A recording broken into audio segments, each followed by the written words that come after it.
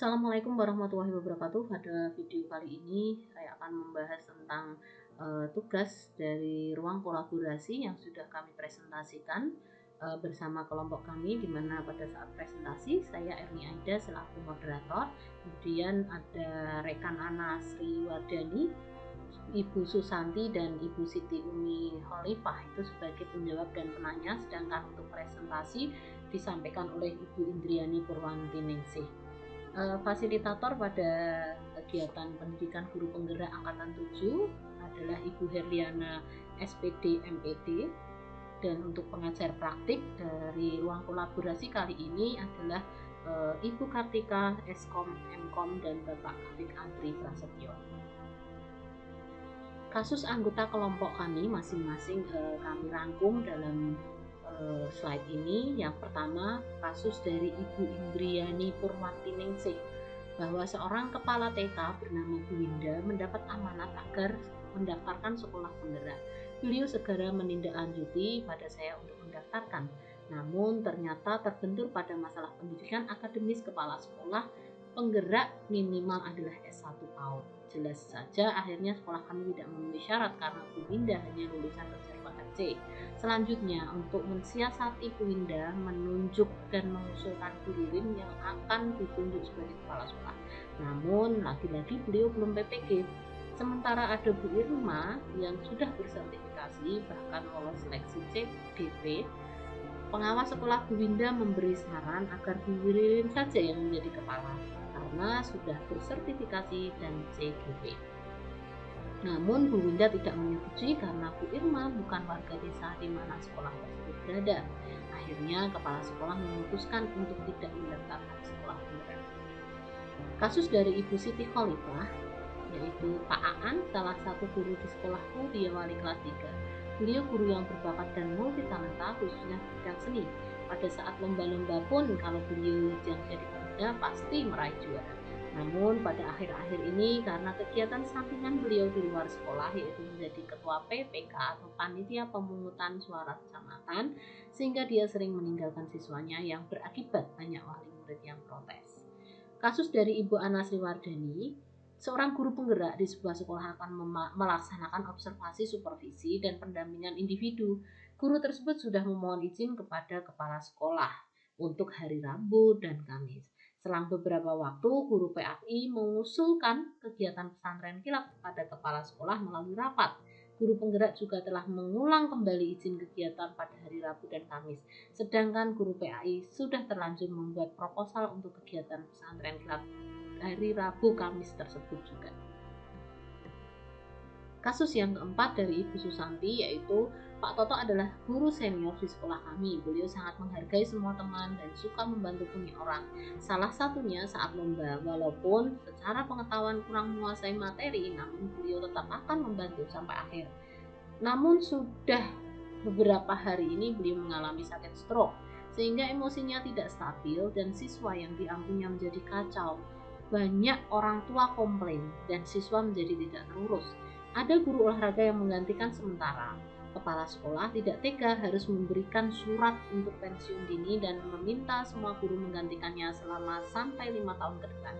Di lain pihak, kami guru sudah mempunyai banyak tugas yang harus dikerjakan masing-masing.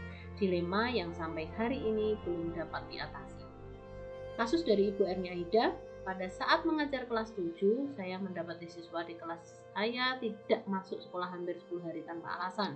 Wali kelas dan guru BK sudah ke rumah anak tersebut dan ternyata anak ini tidak mau masuk sekolah karena dia sedang ada masalah keluarga. Dia malu kalau orang tuanya bercerai. Ketika bertemu orang tuanya yaitu ibunya, nampak ibu dari anak tersebut tidak peduli terhadap anaknya. Padahal ketika anak ini tidak masuk sekolah lebih dari 10% hari belajar efektif, maka dia tidak bisa naik kelas. Dilemanya adalah apakah anak ini tetap naik kelas atau memang tinggal kelas, mengingat sebenarnya anak ini adalah anak yang rajin dan juga pintar. Nah, studi kasus yang kami pilih adalah kasus Pak Toto. Pak Toto adalah guru senior di sekolah kami yang mendapat tugas sebagai guru kelas 3. Beliau sangat menghargai semua teman dan suka membantu banyak orang. Salah satunya saat lomba, walaupun secara pengetahuan kurang menguasai materi, namun beliau tetap akan membantu sampai akhir. Namun sudah beberapa hari ini beliau mengalami sakit stroke sehingga emosinya tidak stabil dan siswa yang diampunya menjadi kacau. Banyak orang tua komplain dan siswa menjadi tidak lurus. Ada guru olahraga yang menggantikan sementara. Kepala sekolah tidak tega harus memberikan surat untuk pensiun dini dan meminta semua guru menggantikannya sementara sampai 5 tahun ke depan. Di lain pihak, kami guru sudah mempunyai banyak tugas yang harus dikerjakan masing-masing. Dilema yang sampai hari ini belum dapat diatasi. Konsep pengambilan dan pengujian keputusan. Yang pertama, menggali nilai-nilai yang bertentangan. 2. Menentukan siapa yang terlibat. 3. Fakta-fakta yang relevan. 4. Pengujian benar atau salah. 5. Pengujian paradigma benar lawan benar. 6. Prinsip resolusi. 7. Investigasi opsi trilema. 8. Buat keputusan. Dan yang terakhir adalah refleksi. Kita mulai dari yang pertama, mengenali nilai-nilai yang bertentangan pada kasus Pak Toto. Pengajuan pensiun dini untuk Pak Toto karena kasihan bertentangan dengan meminta teman sejawat untuk menggantikan semua tugas dan kewajiban Pak Toto selama 5 tahun ke depan. Dilema kepala sekolah dalam mengambil kebijakan dalam menyikapi Pak Toto yang sedang sakit, berhenti bekerja, dan kebutuhan siswa yang harus dipenuhi. Yang kedua adalah menentukan siapa yang terlibat di dalam situasi ini. Yang terlibat adalah Pak Toto, kepala sekolah, guru olahraga yang menggantikan sementara, guru, murid, dan orang tua. Yang ketiga, fakta-fakta yang relevan dengan situasi ini. Yang pertama, Pak Toto sakit stroke padahal masih sebagai pegawai negeri yang aktif. Masa kerjanya masih 5 tahun.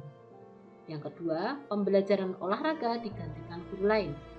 3. Pelajaran olahraga untuk anak tidak terlayani dengan baik atau tidak bisa dilaksanakan dengan maksimal.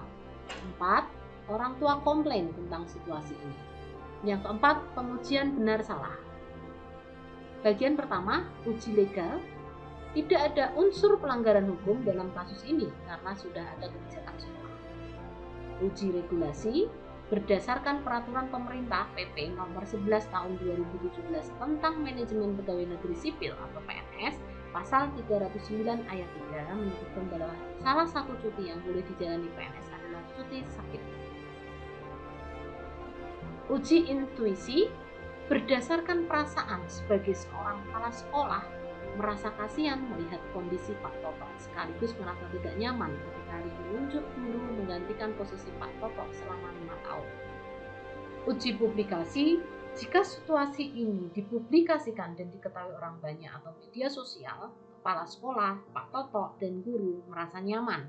Harapannya akan ada solusi dari pihak terkait. Uji panutan. Panutan saya akan mengatakan bahwa Pak Toto memang kondisinya sakit. Sebagai teman sejawat, kita harus membantu. Yang kelima adalah pengujian paradigma benar lawan benar. Memang benar untuk berpegang teguh pada peraturan, tetapi rasa keadilan lawan rasa kasihan atau justice versus mercy akan berlaku di sini.